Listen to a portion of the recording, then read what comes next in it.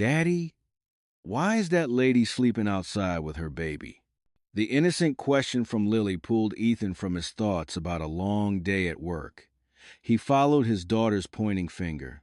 Under the stone awning of an old church, tucked into a shadow untouched by the brilliant Christmas lights, a young woman was huddled.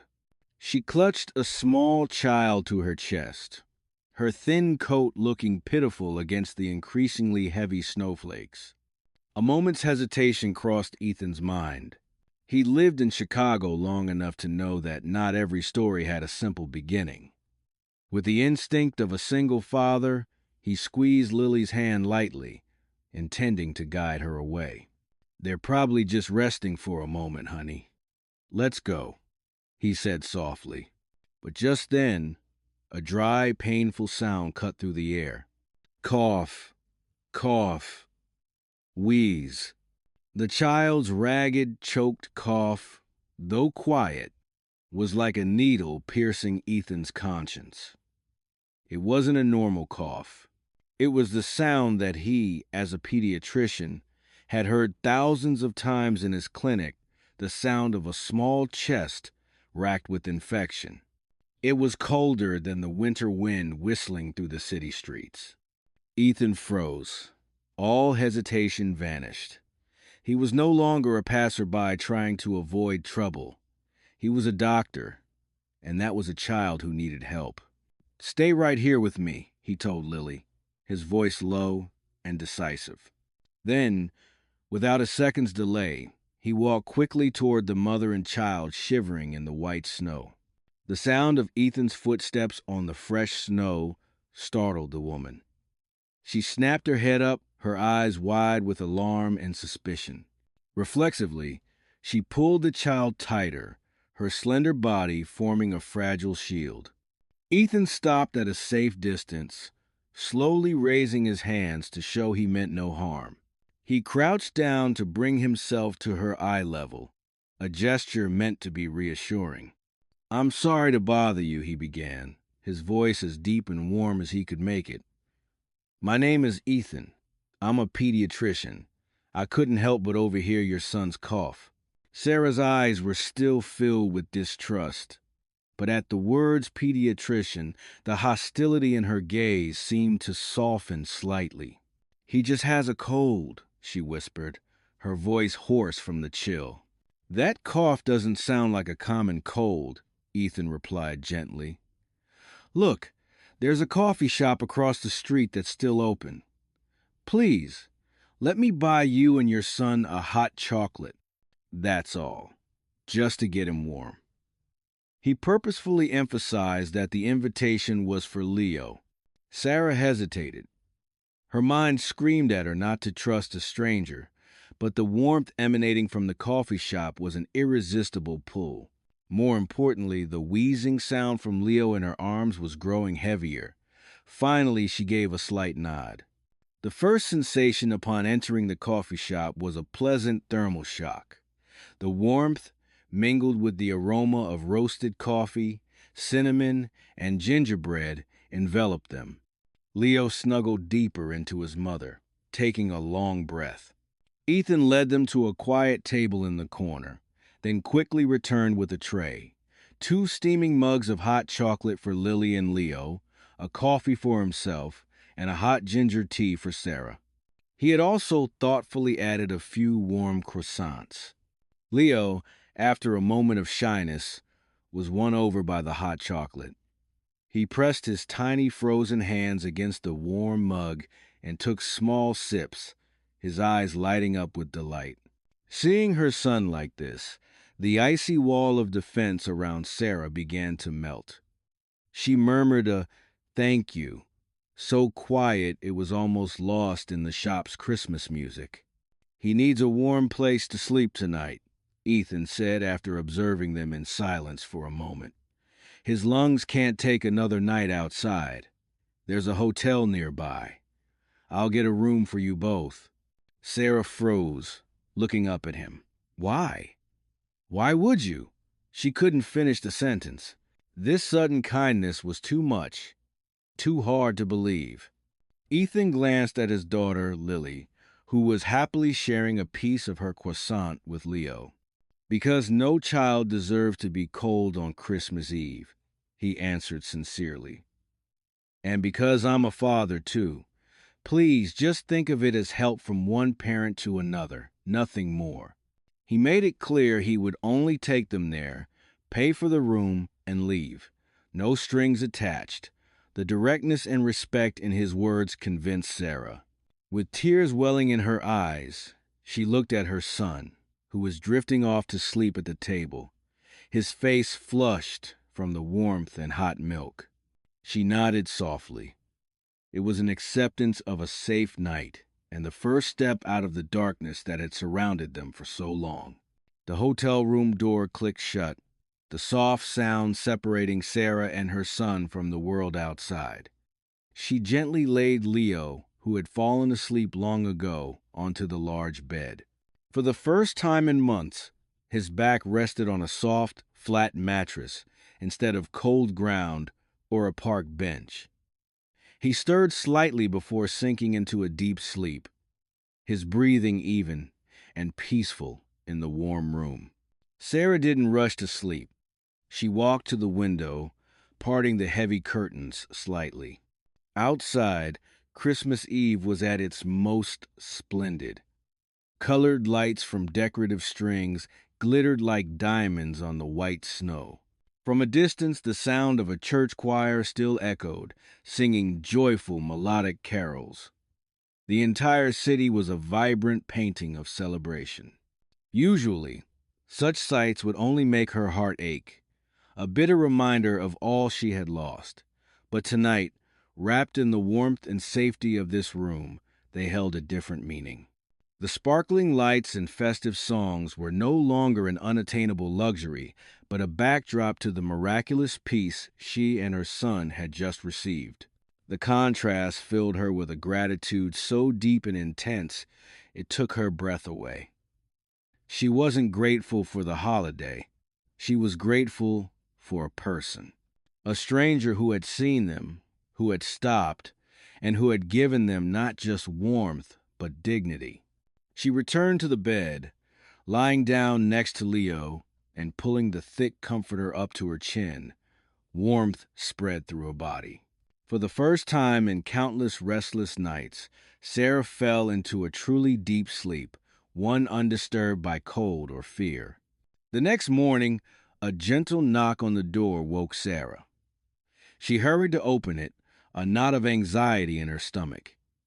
Ethan was standing there holding two small paper bags with little Lily by his side. "Good morning," he smiled. "I brought some breakfast, and this is for Leo." Ethan handed her a bag. Inside was a carton of fresh milk, a few muffins, and a bright red toy car.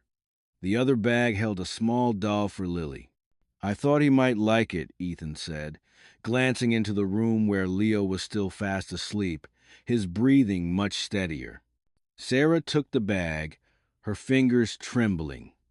A toy car, a simple piece of plastic, but in her situation, it was more than a gift.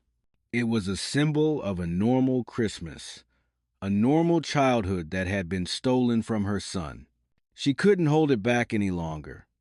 Tears streamed down her thin cheeks. I don't know what to say," she sobbed. "It's been so long." Ethan waited silently, giving her the space to release her emotions. He motioned for Lily to sit on a chair in the hallway. "How did you end up in this situation, Sarah?" he asked gently, once she had calmed down. Looking into Ethan's sincere, non-judgmental eyes, Sarah felt the defensive wall she had built for so long crumble. She told him. In a broken voice, she spoke of her dream of becoming a fashion designer, of the first love who had given her Leo and then abandoned them both. She told him how her family had disowned her, forcing her to struggle alone until she was exhausted and had lost everything. Ethan listened to every word without interruption. When she finished, he didn't offer empty platitudes. Instead, he offered a solution. I have a small cabin in Maine, he said, his voice calm and steady. It belonged to my grandparents. No one uses it now. The air there is clean, good for Leo's lungs, and it's a very quiet town. Sarah looked up, stunned. What do you mean? I mean, you two can stay there, Ethan said plainly. You can be a caretaker for the place if you like. You could find a job there. Leo could go to school. You could start over. It wasn't just an offer. It was a path forward, an escape she wouldn't have dared to imagine in her darkest dreams. The light of hope, which had been just a flickering ember the night before, now blazed bright and strong. The cabin in Maine was exactly as Ethan had described, small, cozy, and nestled among snow-covered trees. The air was so crisp that every breath felt purifying. For Sarah and Leo, it wasn't just a house, it was a whole new world. In the early days, Sarah spent most of her time cleaning and organizing the cabin, turning it into a real home. She found joy in simple tasks, starting a fire in the fireplace, cooking hot meals, and watching Leo play in the snow for the first time in his life. The constant fear and anxiety that had clung to her for months slowly gave way to an unfamiliar sense of peace. Once she settled into the new rhythm of life, Sarah began looking for opportunities. She no longer dreamed of glamorous fashion runways. She just needed a steady job to provide for her son. On a walk through the small town, she saw a help-wanted seamstress sign in the window of a local tailor shop. Mrs. Peterson's shop wasn't large, but it was filled with colorful bolts of fabric and half-finished dresses. Mrs. Peterson, an elderly woman with silver hair and sharp eyes, looked Sarah over critically. "Do you know how to sew, or just how to fix a button?" she asked bluntly. Instead of answering, Sarah asked if she could try Mrs. Peterson gave her a scrap of fabric and a shirt that needed a new collar. Sarah sat down at the old sewing machine. The moment her fingers touched the fabric, a familiar passion returned. It had been so long since she'd been able to do the work she loved. Her stitches were straight, even, and strong. In just half an hour, the collar was perfectly replaced, looking even better than the original. Mrs. Peterson picked up the shirt, put on her glasses, and inspected it closely. She said nothing, just looked quietly at Sarah, and then nodded. "You start tomorrow," she said succinctly. Ethan's weekend trips to Maine gradually became a habit. At first, he used the excuse of checking on the cabin and bringing supplies for Sarah and Leo. But soon, the real reason for the trips was Lily. She was always begging her dad to go see her friend Leo. Lily and Leo, with the innocence of children, became best friends in less than a day. They had their own world, free from adult worries. They built snowmen nearly as tall as they were, shared the warm cookies Sarah baked, and whispered secrets only they could understand. Their joyful laughter echoed through the cabin, breathing a warm vitality into a place that had been silent for too long. And while the children were lost in their own world, Ethan and Sarah found moments for themselves. They often stood together on the porch, holding mugs of hot coffee, quietly watching Lily and Leo play in the snow. Their conversations always started with the kids. "Leo looks so much healthier," Ethan would remark. "The air here is really good for him." "Lily is so bright," Sarah would reply with a smile. Leo learned so many new things from her. From talking about the children, they slowly began to share more about themselves. Ethan spoke of his late wife, of the challenges of raising a daughter alone. Sarah, now more confident, talked about her work at the tailor shop and the small designs she was sketching in her spare time. They discovered a strange kinship. Both were single parents, Both had known loss, and both were trying to rebuild their lives for their children. The distance between benefactor and beneficiary slowly disappeared, replaced by the bond of two friends, two kindred spirits. They didn't realize it, but the clear, happy laughter of Lily and Leo had become the invisible, unbreakable thread pulling the two adults closer than ever. Sarah's talent couldn't stay hidden in a small town forever. An evening gown she had altered, adding a few exquisite design details for a wealthy tourist, accidentally caught the eye of the Boston fashion scene. A few weeks later, the bell on Mrs. Peterson's shop door jingled in an unusual way. The man who entered was unlike any local. He wore an expensive cashmere coat. His hair was perfectly styled, and he exuded an air of confident authority. He scanned the shelves of fabric, his sharp eyes landing on a few of Sarah's unfinished designs. "I'm looking for Sarah Evans," the man said. His voice was deep and resonant, less a question than a statement. Sarah, busy with a seam, looked up. "That's me. How can I help you?" "My name is Julian Croft." The name hit Sarah like a bolt of lightning. Julian Croft, one of America's top designers, a legend admired by every fashion student. She shot to her feet, her hands suddenly clumsy. Julian smiled, a professional but not unkind smile. "I've seen your work. The emerald green gown, the way you handled the shoulders and the waistline. That's not the work of an ordinary seamstress. That's talent." He got straight to the point. He had seen her other designs through that same client and was completely convinced. He made an offer that, just a few months ago, Sarah would have given anything for. "Come to New York," Julian said. "Work in my design studio. I'll give you the chance to create your own collection, to debut at Fashion Week. I will make you a star. With your talent and my guidance, we will be a major success." Every word was like a spell, resurrecting the dream Sarah had buried so long ago. New York, Fashion Week, her own collection. Her head was spinning. But then, Julian continued, and his words brought her crashing back to earth. "Of course, this will require absolute dedication. You'll have to move to New York immediately. All of your time and energy must be devoted to the work." When Julian left, leaving his business card on the table, Sarah's world was turned upside down. His offer wasn't just an opportunity, it was a cruel choice. On one side was her career, her burning passion, everything she had ever wanted. On the other was the warm cabin, her peaceful job at the tailor shop, the sound of Leo's laughter as he played with Lily, and the quiet weekends with Ethan.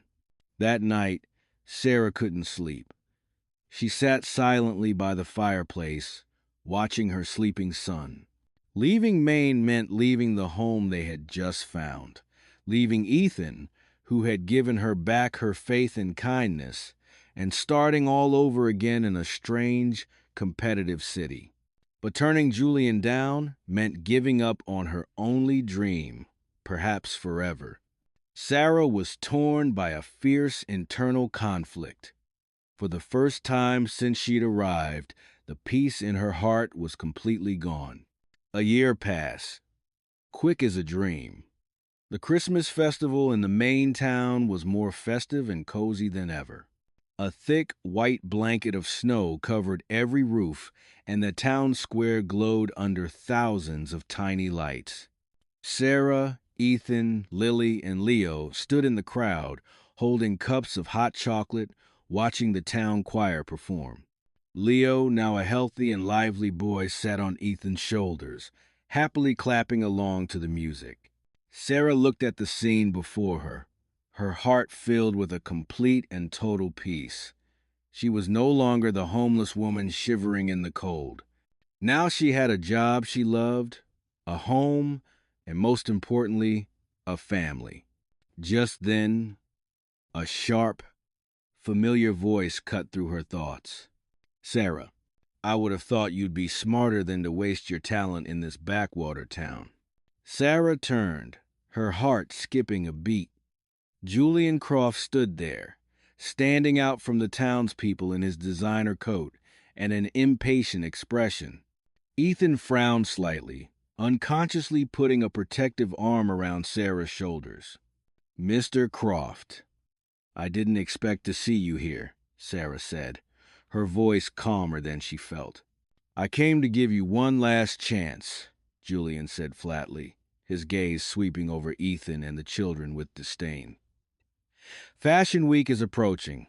That position is still open, but you have to decide now. Between a legendary career and this. He gestured dismissively at the warm, festive scene around them. The pressure in his words was undeniable. Before her was the path to fame, the recognition she had craved her whole life. People around them began to notice their conversation. Sarah took a deep breath. She looked into Julian's ambitious eyes. Then she turned to look at Ethan, who was watching her with absolute trust. She looked down at Leo and Lily, who were gazing up at her with innocent eyes. She turned back to face Julian, and this time there was no hesitation in her voice. Thank you for the offer, Mr. Croft. It's a wonderful opportunity, she said, loud enough for those nearby to hear. But I've realized that my dream has changed. Or maybe I've just now found my real dream. She reached out and took Ethan's hand. My success isn't in New York. It's right here, she declared, her voice firm and clear. Julian Croft stood frozen for a second, stunned by her public and decisive refusal. He was not used to being told no. A flash of anger crossed his face, but was quickly masked by a professional smirk. He said nothing more, just gave a curt nod and turned away, his expensive figure quickly disappearing into the crowd. As soon as he was gone, the festival music swelled again. Sarah felt Ethan squeeze her hand. The weight, the conflict in her heart, had vanished completely. She had made her choice, and she knew it was the right one. You just gave up the world, he said softly. No, Sarah smiled, shaking her head. I just chose my world. Ethan looked at her, then at the two children happily pointing at the lights. A year ago, on another Christmas Eve, he had met two lonely, desperate people. Now standing before him was a strong, radiant woman full of hope. He knew that he hadn't just helped her. She and Leo had healed his and Lily's lonely hearts as well. He leaned close to her ear, his deep, steady voice rising above the music. No one has to be alone for Christmas anymore. It wasn't a comforting phrase. It was a promise. He said nothing more, just took her hand and led her through the thinning crowd. They walked toward the small church at the end of the town square, where the choir was still singing. Lily and Leo followed curiously behind. Inside the church, the atmosphere was quiet and solemn. The only light came from hundreds of small candles lit on stands, creating a magical, shimmering scene. The choir was singing Silent Night, their ethereal melody filling the space. Ethan led Sarah to the front, where the candlelight reflected in her eyes. He turned to face her, while Lily and Leo huddled together in the first pew, watching with curiosity. Sarah, Ethan began, his voice trembling slightly with emotion. A year ago on Christmas Eve, I met you. At the time, I just thought I was doing the right thing. But I never imagined that doing the right thing would lead me to the most wonderful woman I've ever known. You and Leo brought laughter and warmth back into our home. You taught me that family isn't something you're born into, but something you find and choose. He slowly lowered himself to one knee on the cold stone floor. I can't offer you fame or glamorous fashion runways, he said, looking directly into her tear-filled eyes. All I have is a heart that loves you, a daughter who adores you, and a home that will always be waiting for you. Sarah Evans, will you marry me? Tears of joy streamed down Sarah's cheeks. Amid the flickering candlelight and the soaring voices of the choir, she nodded, her voice choked with emotion. Yes, yes, I will. That night, in the little snow-covered cabin, a warm fire danced in the fireplace, casting the shadows of four people on the walls. On the mantel, four Christmas stockings hung in a neat row, embroidered with the names Ethan, Sarah, Lily, and Leo. The children, after excitedly hanging their stockings, had fallen asleep on the thick rug. Ethan and Sarah sat side by side on the sofa, hand in hand, quietly watching the children and the crackling flames. Outside, the snow continued to fall softly, blanketing the small house in absolute peace. A year ago, they were four strangers, each carrying their own loneliness. Tonight, they were a family. The sounds of happy laughter may have faded as the children slept, but the happiness itself filled every breath, every look they shared. A single act of kindness on a Christmas Eve had truly changed their destinies, connecting their hearts and creating a family whole and complete.